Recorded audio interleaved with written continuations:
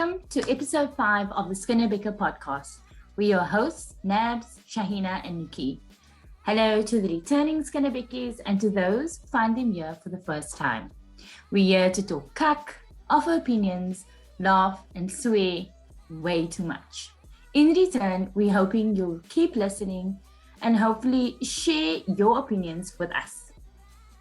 Hi, guys. Hello, how are you guys? Hey. I can't believe we're already on episode 5 now. We are entering into the downward slope of season 1 because we've now moved past the halfway mark. Have you guys been? How's the week been? I know we all have so much going on right now. The week Yeah. was really good. Yeah. I mean, yes, it was busy, but Thursday I took a day off and Nice. I did nothing. Well, I had a spa day with my bestie.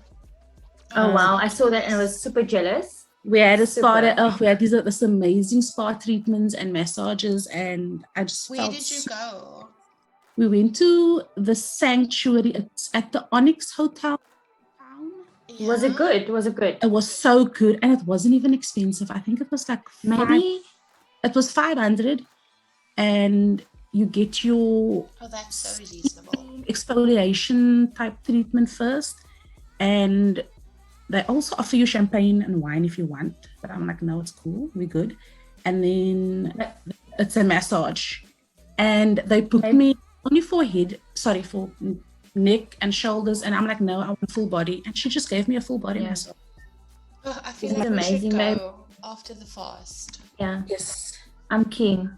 And also you should do a young review and just, let everybody know. Because if it's inexpensive, then, I'm sure there are other people who would be interested. Yeah. Listen, I have had, my admin at work had been catching up with me. It was literally growing and growing like it was insane. And then this week I really managed to get rid of everything, and it gave me such a sense of relief because, we don't fuck around with work, so when things are getting heavy and it's really your own fault. So that was great. But listen, okay, so the fast started today. Today's the first day. Actually, we're recording on the first day of the fast. And I just want to say to all our Muslim listeners, we wish you well, and it's a really special time, so enjoy it. But that's not my point. I want to say that during the fast I really have weird dreams, guys. And so this morning I dreamed that it was very PG, so don't stress, it's okay. I dreamed that I was at the school concert, and obviously who was there? It was Youngster, right? And Stop. And He's he going to hear saw this me. and he's going to take out a protection order against you. Yeah, you obsessed, I girl. will always no. I'm gonna love him from a distance. That's all we can ever have in my dreams. But it was crazy. Like we were walking hand in hand, and Oh my it was God, really Nabs. lovely. So what As are we long as there's talking about consent. today, guys, before we all get into trouble with Youngsters PR Yeah. for perving? Okay. Sorry.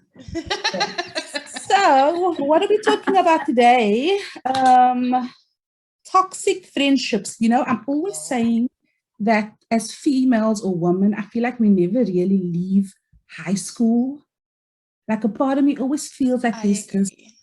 clique mentality, or maybe it's just the perception that girls are catty with one another. But girls are catty. Mean girls. Yeah, Mean the whole girls. mean girl thing.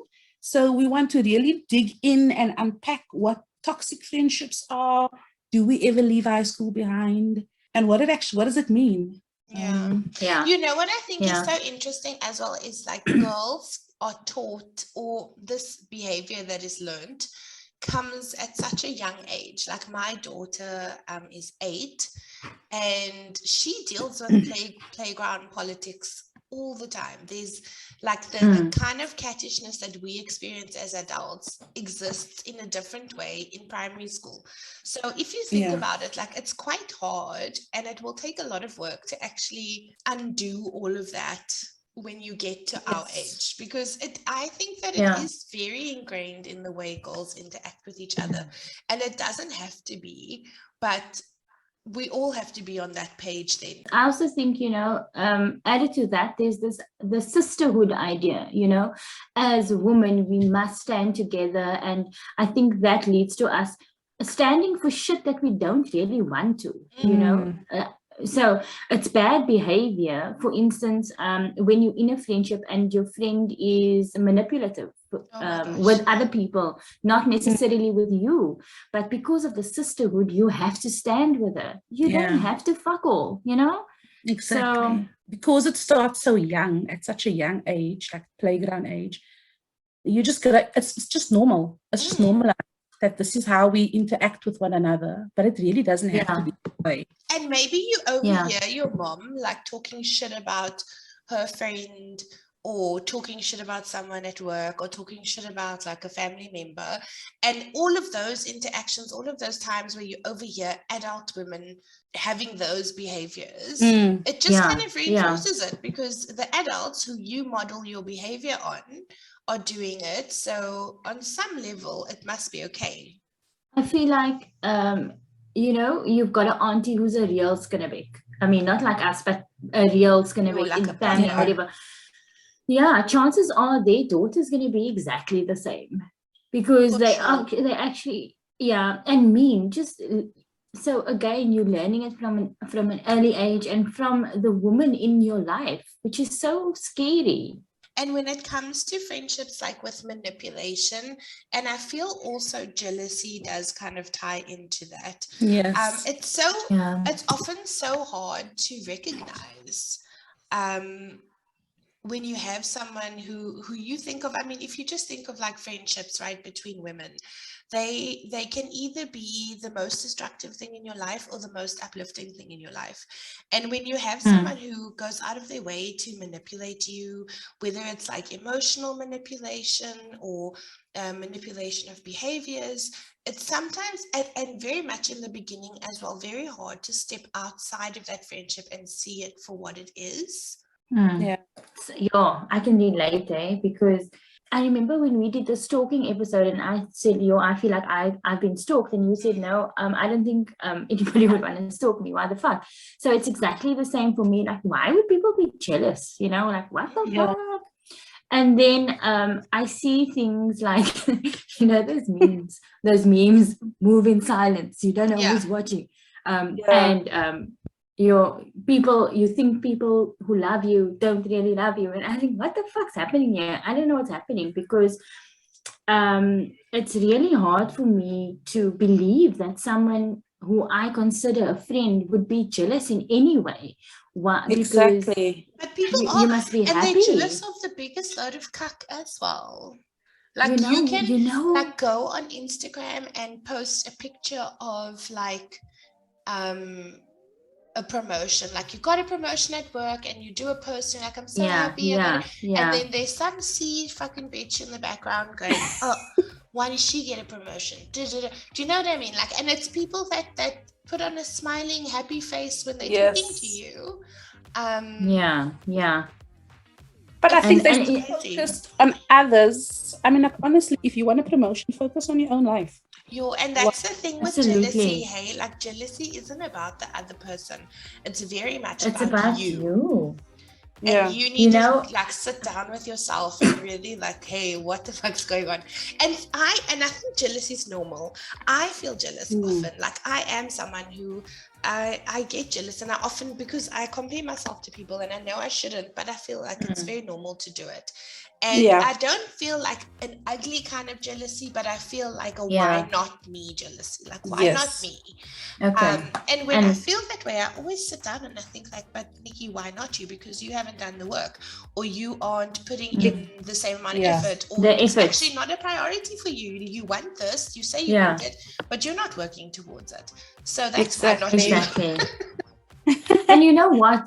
That level of self-awareness is something I admire so much about you. Like, you can be a tips, but you can say, you're welcome. You can say, I'm fucking jealous, but let me just deal with that, because you recognize that it's coming from you, And then I just want to say, there's this thing what is meant for you will never miss you. It's in the Quran, and I'm sure it's in the Bible as well, and any And other I holy genuinely believe scripture that. in some, you know what I'm saying? So if you are jealous of me, it's almost, I see it like this. When I think about it, I close my eyes and I think, you think that God, that God took of your pie and he gave me some. Now Yeah. I have more than you. Doesn't That's work not like that. true. There That's is not, enough. baby There's enough for girl, everyone. you know. But also, There's like, enough for God everyone. is actually like a master baker, and he's got like billions of pies on the go. And what Yeah. You know, my pie was never someone else's pie. It was always my pie. Exactly. absolutely. And I'm just Your either pie gonna might still eat be my pie- baking. Exactly. You Maybe the know, pastry's I not want even some rolled out pie. yet. Your ingredients could still be Pie. growing. Absolutely. That's so Just like funny. your future husband can still be at school. Come No, on. let's not go that Anyway. far. Yeah. I think Sorry, we're a I'm bit too sorry. old for that analogy. I mean, Okay, I I'm don't moving know on. if I don't think I have had situations where someone hasn't been happy for me. But I mean, that's what I wanted to say, Shaina, Yeah. about that. Hmm? You don't think that, right? But Yes. how do you recognize that? And honestly, like you were saying earlier before, you said that when we went through, when we were researching for this episode, there were things that I really thought, oh my word, I've experienced that before. So that means that's not good. That's not Yeah. okay. And that explained why I was feeling a little bit like, oh, icky. You know what I mean? And then with the jealousy, so this has really helped me recognize, oh, okay, that's not good. That's not good. Let's not do that. But then also, again, look inward and say, am I being jealous? You know, am I being manipulative? Am I doing something? I feel like Exactly. manipulation is so hard to recognize in yourself, but also in others.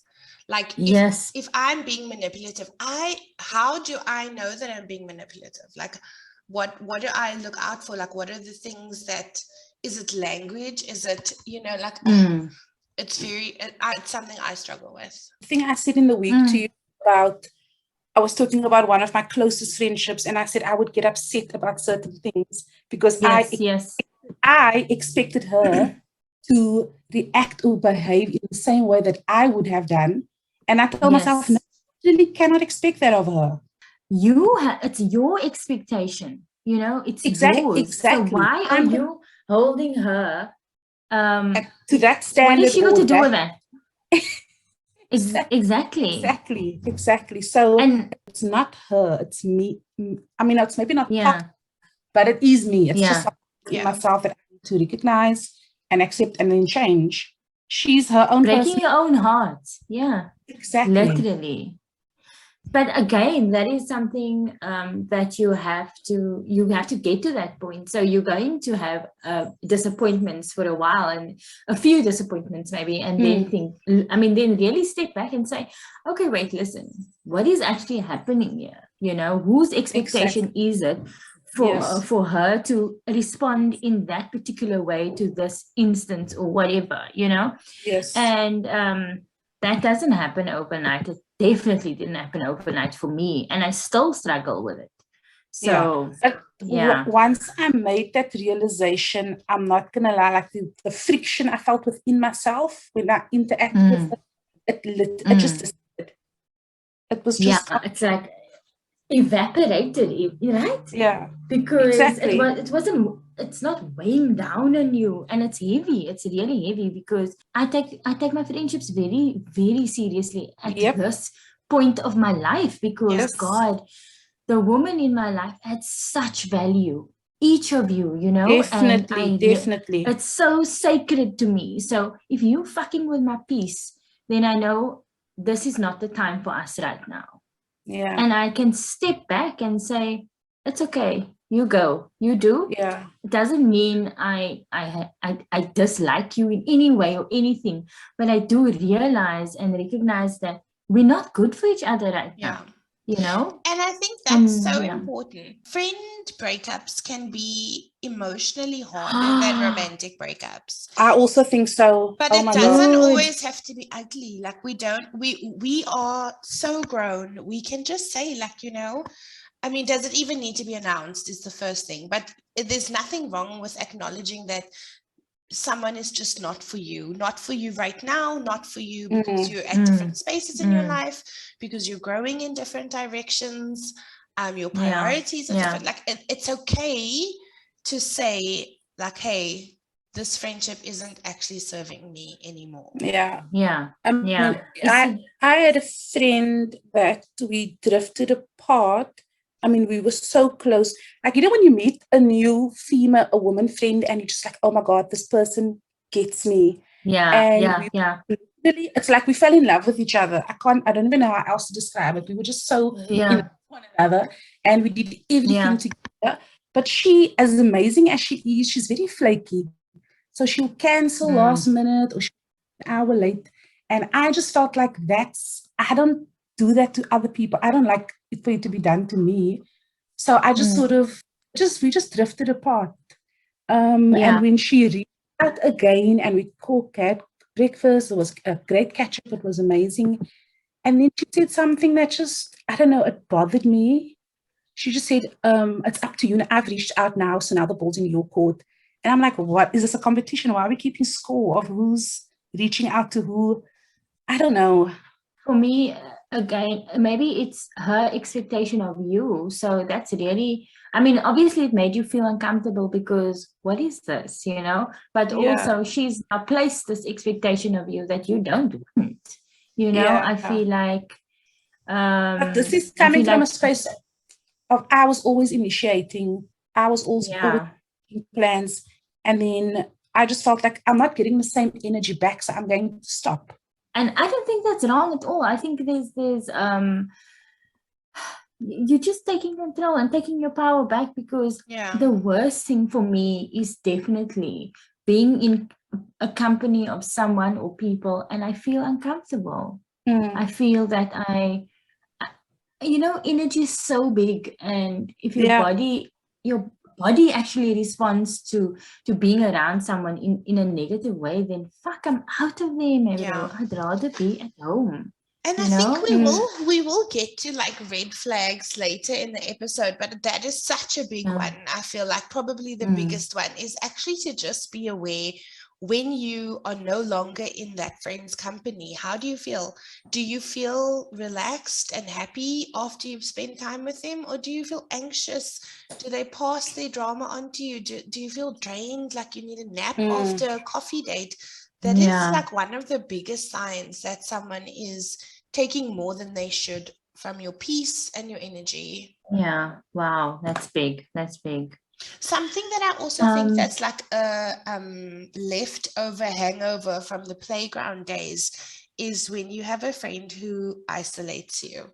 And I think a lot of people experience this. And in a way, I think it also speaks a little bit to that like love bombing that women do when they make new friendships as well. Where you meet someone that, like you said, Shayna, you just click with them.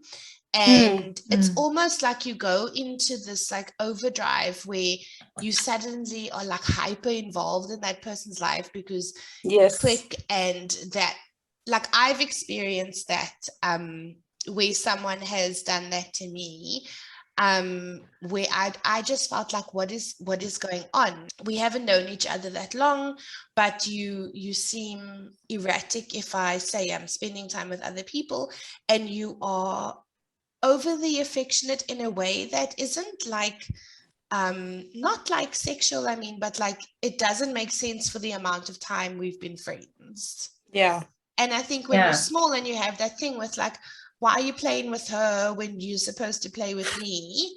That still happens as adults. You know, like who's this person? Or you go to an event with a good friend of yours and they bump into someone else, and then you maybe make them feel like they have to be there next to your side the whole time. That is a very toxic mannerism, and really only always just speaks to your own insecurities, but I think that happens often. And I'm just stripping on you, right? So there's this idea of exclusion and isolation. So when you say isolation, you're talking about that instance that you described now, right? That so like someone who isolates you from your core, or from Yeah. another group of friends or your family, or someone who makes you feel obligated to be with them more than other people.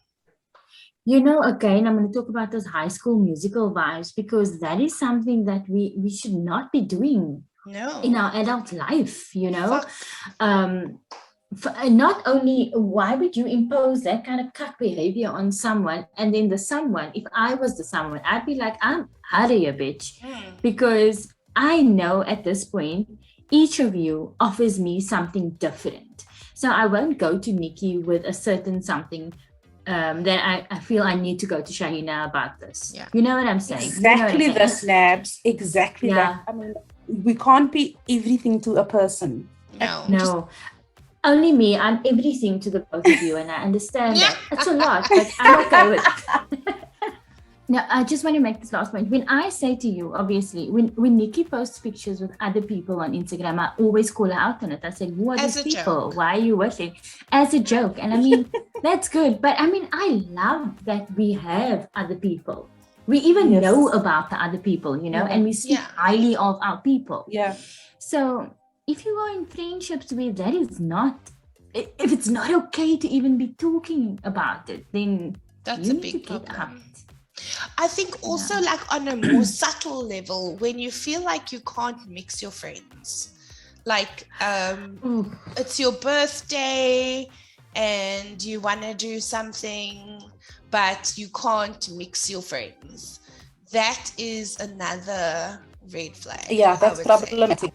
Like, no, man, guys, I'm going to disagree. What? Okay. Because I feel I have this group of friends, let's say the two of you, and then I have my group of friends that I've known since I'm 12, okay? I actually don't mix those group of friends because they're really badly behaved, you know? So, I mean, that's the only reason. And we're so cliquey. That's such a cliquey group, I think, also. So I feel that it's not necessary for me to mix. Okay. And rather than it being a red flag, but I totally get that. If you were doing a bridal shower, you're getting married, you're doing a bridal shower, you wouldn't not invite Shahina and I because another group of friends is coming. Do you know what I mean? No, I'm not saying we have to have big get-togethers all the time, but when there's a need to have multiple friend groups, it doesn't make you feel like, I don't want to invite this one. That's a good idea. This one and this one. No, sure. I think that's why I'm not seeing it as a red flag, because it's not that it's possible. I just don't feel that it's a good idea. Also, I mean, I think sometimes I'm different around different people. Like, it depends who I'm with. Like I get drunk a lot with other people, not you two. Why? Though? And sometimes I eat bacon. Shh. Don't tell anyone. So yes, I mean, that's totally a thing. I mean, you are, and I think it's because not that you fundamentally different with other people. It's rather that different sides of your personality come out of different groups, right? And like you said that earlier, Nabs, like different friends nurture different parts of you. Absolutely. Like with Nabs, I know I can come to you with all my boy problems. Like, I mean, I'm the expert. I mean, like, I could literally talk to you about it for hours and you wouldn't get sick of me. Yeah. There are different roles. I have adopted a particular role in some friendships, let me just say. So where I am the supportive friend, you need me. And maybe that's got to do with me being a bit, you know, like, I placing a high importance on the value that I give you in your life, you know. So then when I read about these red flags in friendships and so on, I realized that support role that I take, just like the expectations that we place on our friends, is sort of unfair to me. And I'm also not giving this friend the opportunity to support me because I don't feel vulnerable there. I don't allow myself to be vulnerable because I'm strong and I can support you and I can help you through whatever you're going through, right? Then there's another friendship where, although I have taken on this role, I have given this person opportunities to step up and say, but Nabs, how are you doing? Do you need anything? And it's never happened, you know. I've had to reassess that and say, what do I want from this? Is it realistic? Can this person even do that for me? And then decide what was best, you know, moving forward. That's such a big one. Because it also speaks, because I think, how do I say it? Like you are who you are, right? Like your personality is not that flexible. And I don't mean you specifically, Nab, I mean just generally. Yeah. Our personalities are our personalities. They're pretty cast in stone. And when you are a person that is more likely to be the nurturer in all of your relationships, it's natural that you take that role on with friends.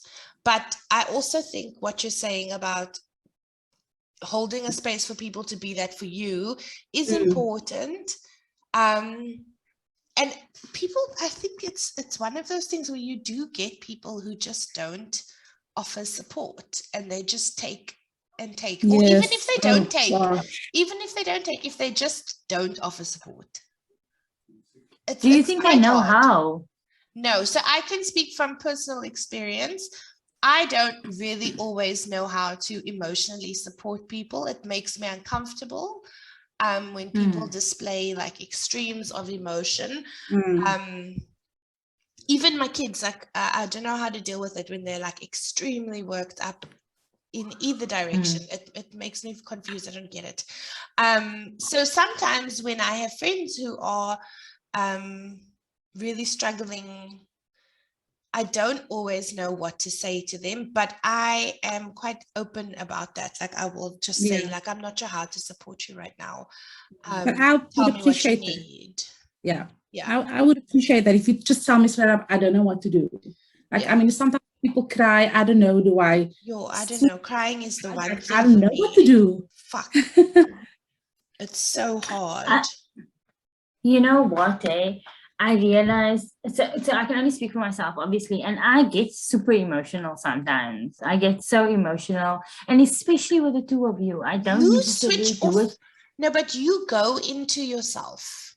Like often, like you have like your when you're emotional and it's like there where you want to talk about it, it's usually after you've had your big emotions, because when you have your big emotions, you tend to like pull the cattle back to the kraal. And now the fact that you can identify that in me, that to me is your support.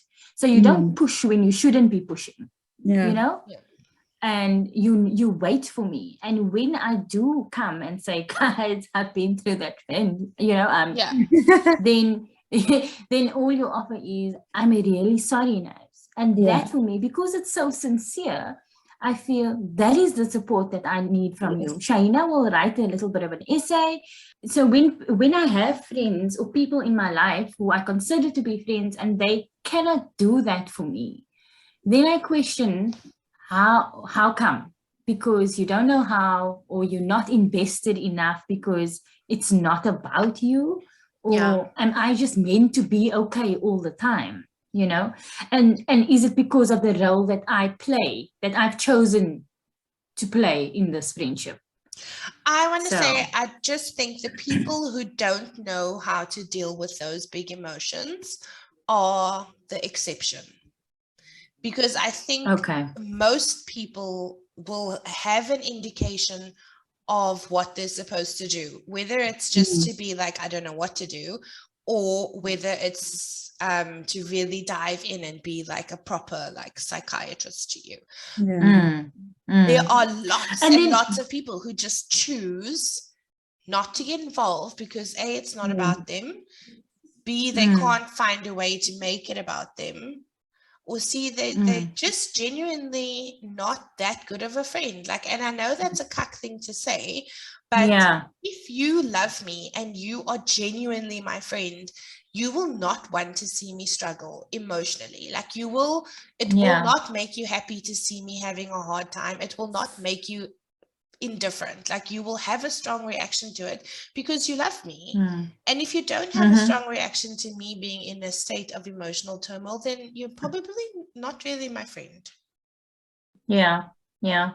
I feel like if I'm going through sometimes I just need to vent. Like I don't need advice. Most of the time I'm like, Just how, let me get it out. yeah. Just hold the space for me to get it out and Hold the space. That's so is me important. dealing with it, like talking it. Yeah. I think at this point of my life, and I can say it about the two of you as well, we very we know how to deal with our big emotions. We know how before we go to someone else and say, listen, this is what's happening. And I appreciate it so much when you say to me, do you have space for me to fucking vent right now? Are you okay to take this on? I mean, how much more caring of your friend can you be? You know, you're going through CAC, but you realize that you need to offload, but I don't know if my friend's in a good space to hear this now.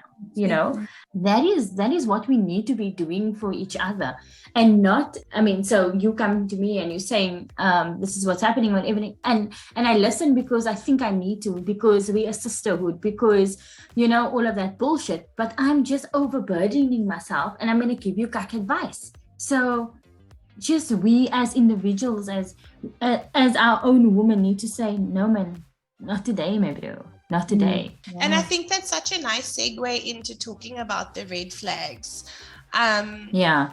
Because I had to actually do research. I'm not even joking, guys. I had to go actually read articles about what these red flags are, because I feel like often they're so hard to put in words because it's more about, like, it's more of you being left with a feeling.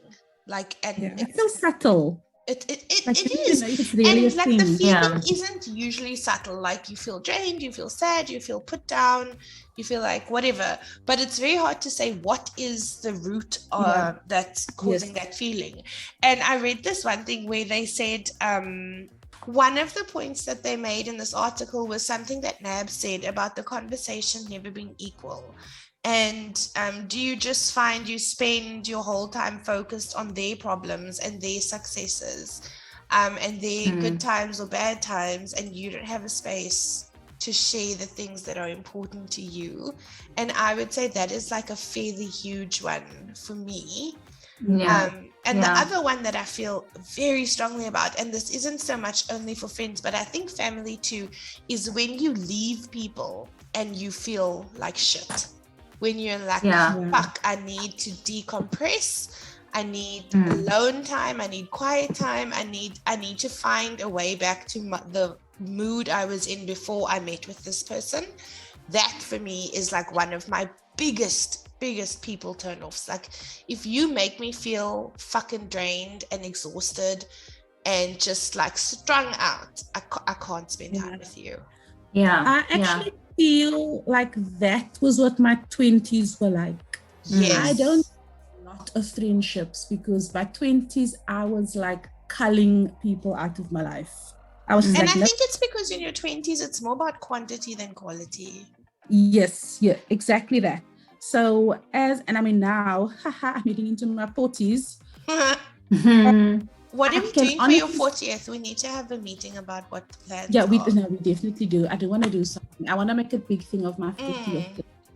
Yeah, absolutely. I feel that the friendships that I've kept and I'm cultivating, like I feel like are my truest friends. I never feel that I can't talk about my problems. I never feel that there's really an uneven, and if there are any issues, I don't feel scared to address it. Like, oh my God, if I actually bring this up now, it's going to be a big thing and we're not going to speak to each other for weeks.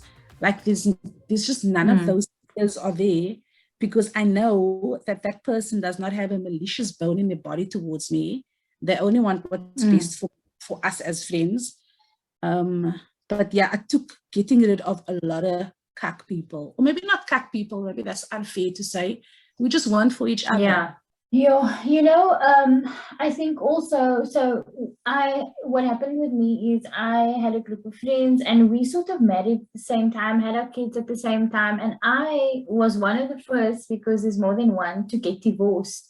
And when that happened, my lifestyle, I would say, changed so much. And I really felt that they were not able to relate. And because they were not able to relate, I felt that it would be difficult for me to speak to them about it. And I needed so desperately to speak to people who were in a similar situation. So I did feel myself drifting or pulling back a little bit and trying to find people who I could resonate with in that phase. You know what I mean? So, I mean, it's okay to do that. I feel there's no fucking, you don't have to remain friends forever because you've known each other forever. Yeah. Or to the same degree. It fluctuates, the intensity of the friendship, and you need certain people at different times in your life. And then when you are the fucking problem, bro, and that's a possibility. Yes. Acknowledge that you could possibly be the problem. Not that you are manipulative, or you are this, or you are that, but that person may see you as not good for them. Yeah. And leave them to believe that, because if that's what they believe, then it is that. Don't fucking gaslight them. Just be cool and say, okay, it's okay. I get it, Yeah. And pray for them from a distance. But and don't overstep. Even if you are like like displaying genuinely toxic behaviors, don't get angry. It's such an awesome opportunity to do work on yourself. When you can identify negative behaviors in yourself, that is so huge. And it's how we are able to evolve emotionally. Absolutely. And just because friendships, I think true friendships don't necessarily end.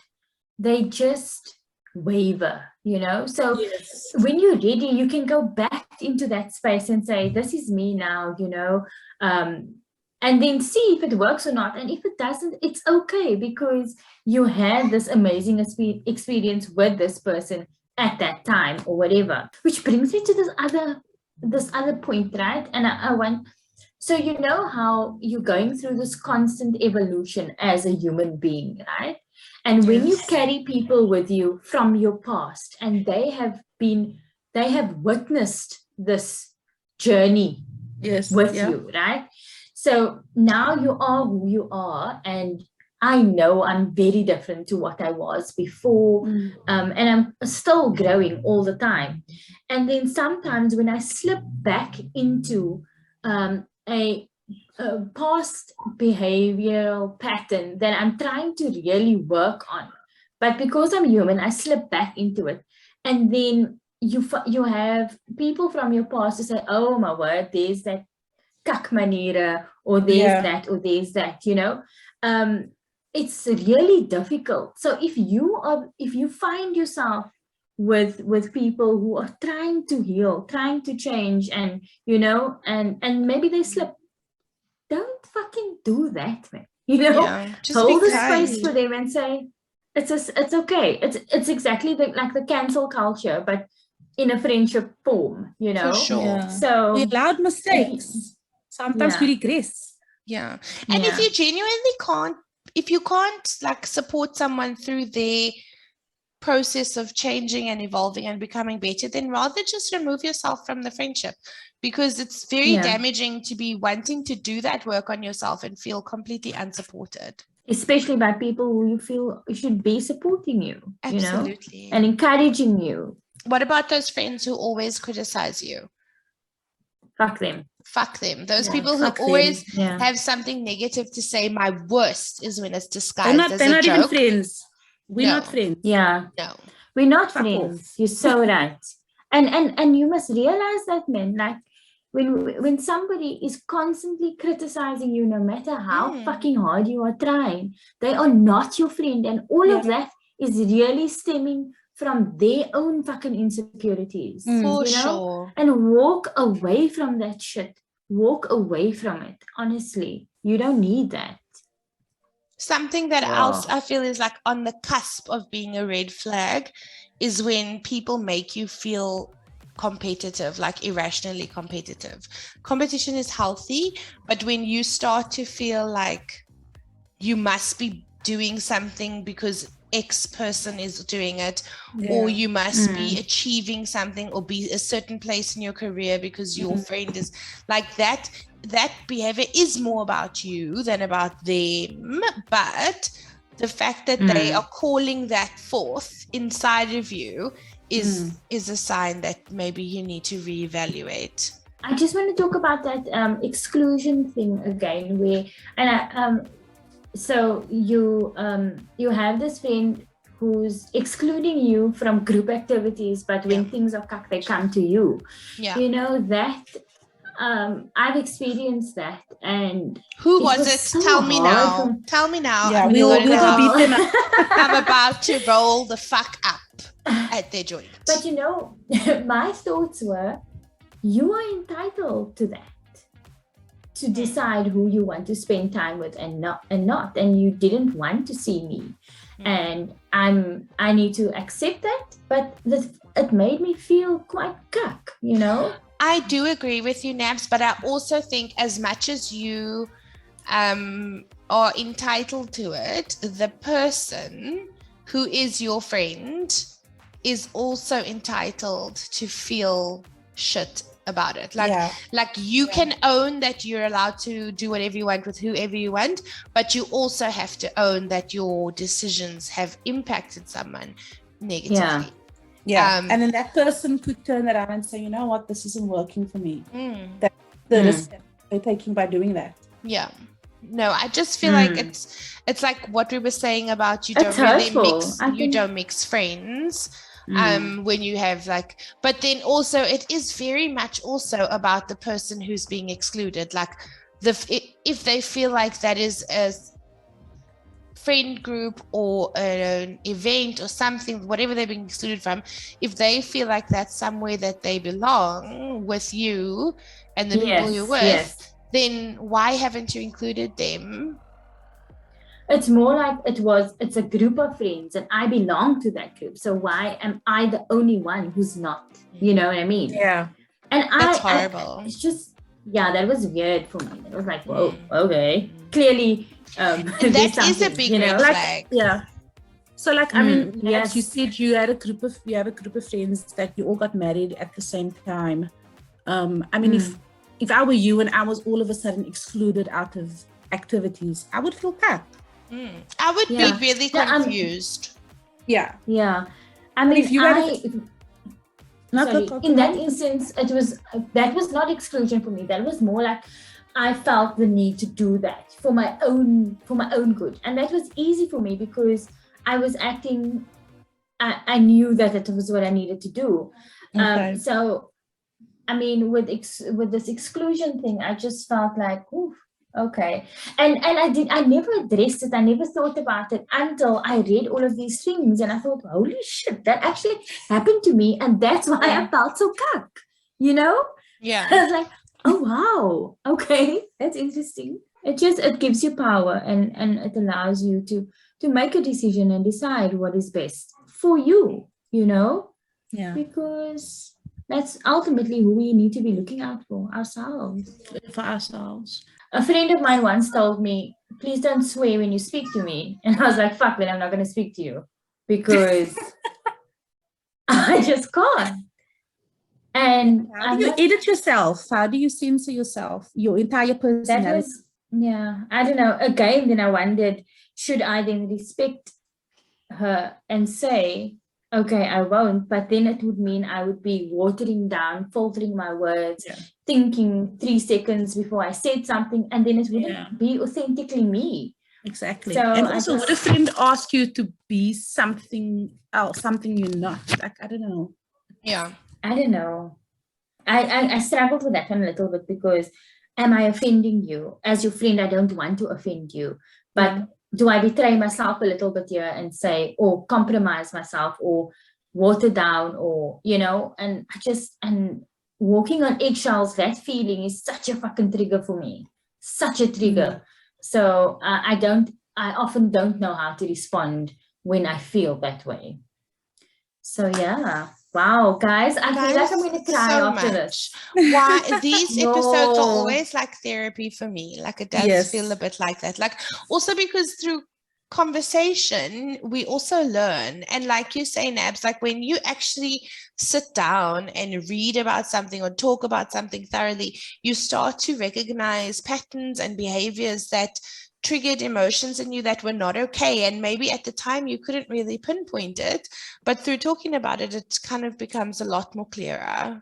Okay, guys, closing comments. Do you have anything more to say about toxic friendships? Because I think we've covered so much, and I think, you know, what would be really helpful as well is in the show notes and the description of this episode, we share some of the links that we read through. To the red flags. Absolutely. I think people don't know what some people don't know. No. They think, oh, this is normal. This is I didn't know. And now I know things. And you know, you talked about the kids earlier, Nix, and I also have 2 girls. So when they are behaving in a certain way and I'm just losing my shit in my head because I don't know what's happening, I really don't know what the fuck is happening.